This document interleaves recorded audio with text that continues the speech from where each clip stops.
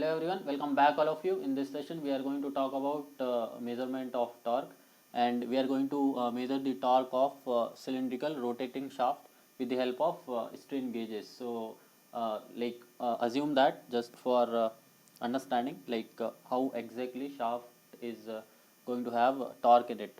So I am assuming there is one engine which is going to provide power to the shaft, and that power with the help of shaft it is going to be transferred to differential, and then that differential is going to make the wheels rotate. So that is how this the one real life typical example of cylindrical rotating shaft, and our intention is to measure the torque in this particular shaft with the help of strain gauges. There are other mechanical methods as well, but from instrumentation point of view we are going to make use of strain gauges, because we know that strain gauges are going to give us the strain. So and how that strain concept is going to come into the picture, that will come to little later. So from mechanical derivations we have the formula of torque as pi y dq divided by 16, and strain at 45 degree, where y is the Young's modulus of elasticity, and it is nothing but y is equal to 2g, and g is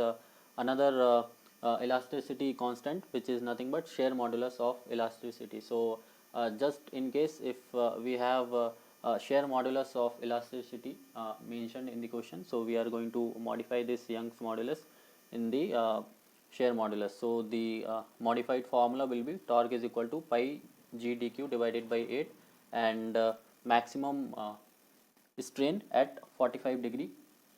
So to make use of this particular formula, first let us understand what is actually going to happen when you are rotating a shaft, and why the strain is coming in this particular shaft. So I have assumed the rotation like anti-clockwise. So I am let us assume that I am the engine and I am trying to rotate this particular shaft in this anti-clockwise direction. So but here the differential which is going to transfer the power to the wheels, and it is also trying to rotate, because if I am trying to rotate in this particular direction, so shaft has to rotate and differential also is going to rotate. So if there is no relative motion like this point and another extreme of the shaft, if both of they are rotating on the same angular velocity, we are not going to have any relative motion. But as the differential, it is going to have some opposition in nature, because it is not in the motion now, or even if it is in the motion, he has the tendency that I don't want to rotate. So because of that we are going to feel some like opposition in the reverse direction. So we are trying to rotate both the ends in this particular direction at the same speed. So we wish that there should not be any relative motion, but due to the opposition nature of other end, we are going to have some opposing nature in it due to the relative motion. So the shaft we are trying to rotate in this particular direction. So the axis which is at 45 degree angle from the central line of the shaft, we are going to have the elongation in the two strains, because if we are placing two strain gauges at 45 degree angle, so the strain gauge which is having here and here on the 45 degree angle line, so these two strain gauges are going to feel the elongation, because this shaft nothing but trying to rotate in this particular direction. So if we are taking this particular point as the main point, and if we are trying to look this particular point, so this is going to be like forcing himself outside, and this end also will be forcing himself outside. So we are going to feel the elongation in these two particular points, whereas the these 2 points, they are going to like they are trying to bring themselves on this particular position like this, no. So this particular point, they are trying to bring themselves on that point. So they are trying to shrink themselves. So we are going to feel elongation on this particular line and the compression on this particular axis. So in the practical life we are going to have device something like this, where we are going to have four strain gauges.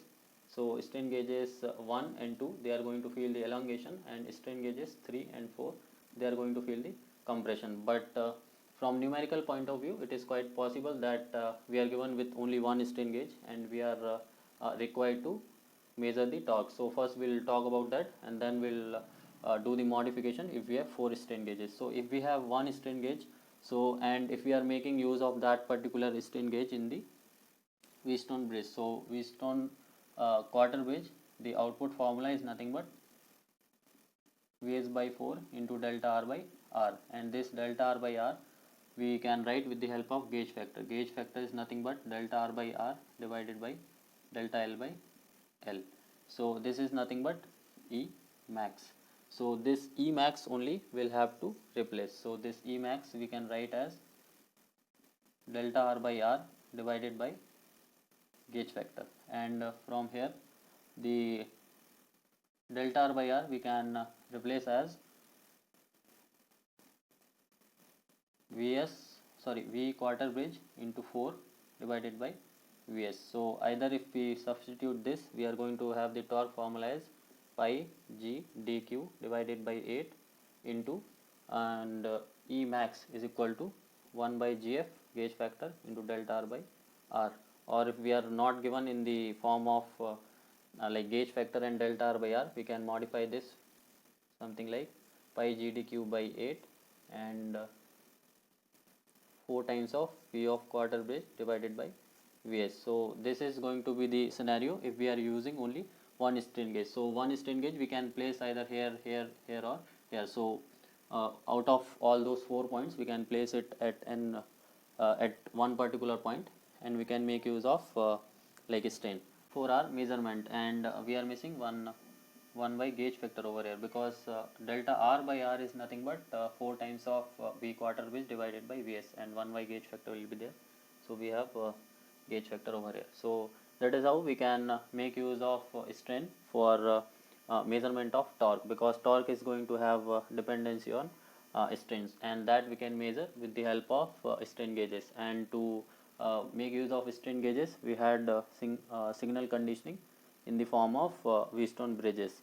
And instead of one strain gauge, if we are given with the 4 strain gauges, so we are going to follow the pattern something like this. So 2 strain gauges on this particular line and 2 strain gauges on this particular line. So this is nothing but a device which looks like exactly like this, and we can just simply paste this device on the shaft, and these 2 strain gauges are going to feel the elongation, and these 2 will have the compression. And now instead of making use of quarter bridge formula, we are going to make use of full bridge formula, and that will be Vs into delta R by R. And this particular thing is going to be the same only this is going to be changed as full bridge. So this formula will be same, only here instead of 4 times of quarter bridge, we are going to replace as full bridge. That's the basic idea. And another important thing from theoretical point of view, they might ask the question like theoretically that at which particular angle we have to place the strain gauge on the shaft.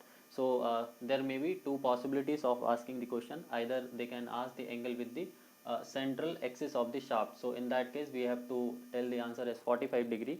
But if it is being asked that what is going to be the angle between the 2 strain gauges in the 4 strain gauge configuration, so in that case you have to tell the answer as 90 degree. So you have to be very careful whether the angle is being asked from the central line of the axis or the angle between the strain gauges. So if it is from the central axis, we have to say 45 degree, and if it is being asked between 2 strain gauges, it is going to be the 90 degree, because one strain gauge is here and another strain gauge is present over here. So the angle will be 90 degree.